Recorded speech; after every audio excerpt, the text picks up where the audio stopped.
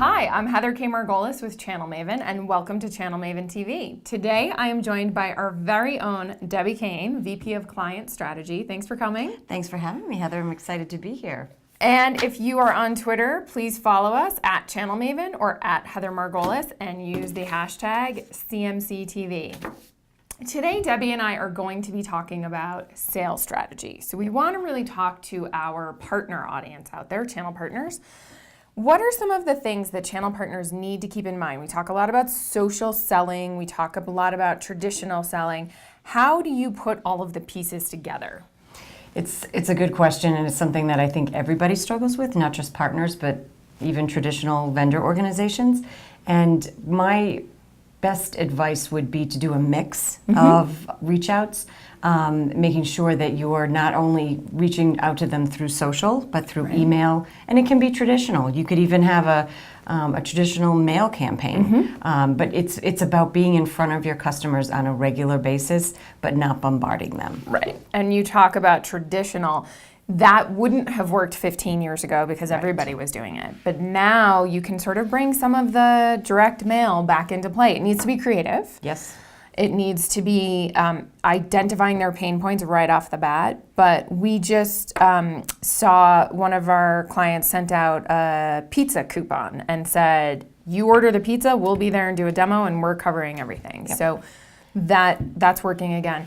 You talked about doing a mix. So what are some of the things that you're suggesting to our channel partners on a regular basis as far as some of the platforms that we use, some of the social elements? How are you trying to prospect? I think that if you take advantage of some of the tools that are already built, it doesn't have to be, you don't have to reinvent the wheel. Right. So using LinkedIn as there's so many ways in which you can use LinkedIn to become a lead generation machine, and it's really not that hard. Right. And there's some tutorials that you can take on how to do it, and it will really start feeding back. Using Twitter, using Facebook, figuring out where your customers are and what they're using, where are they going? Right. See what their social footprint is.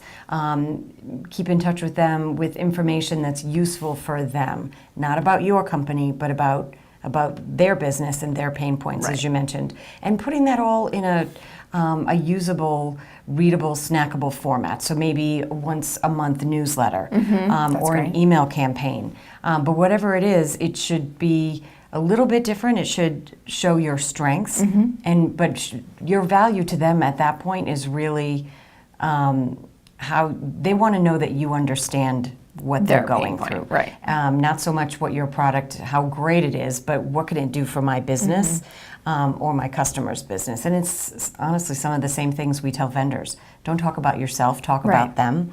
Talk about how you can help them. And we talked a little bit about multiple touch points. So going and seeing somebody on LinkedIn and seeing what they're up to, and then writing a custom email to them, but then doing a drip campaign that also speaks to their pain points, which you know because you saw it on social. Right. So a lot of those different touch pieces. What are some of the things that you would suggest to partners if you're talking about going to an event, how can they master all of those new connections? What are the things that they should be doing with those connections? It's funny because I've seen so many times in the past, you go to an event, a sales rep comes back. I've been a sales director in my past life. Here are my cards. And you have a big file of cards. But the natural instinct is for a sales rep to think, great, they're ready to buy. Right. And you start treating that very first follow-up conversation as if they've given you a buying signal, when in fact they probably haven't. Right. And so it's really important to if someone comes on the website, or if you're reaching out to them with, thanks so much for coming to the event, and then, here's a white paper, or so kind of leading them to the conversation, as opposed to just jumping on top of them. Nobody likes that. No. Well, thank you so much for joining, and thank all of you. Again, if you're tweeting, please use the hashtag CMCtv, and we'll see you next time.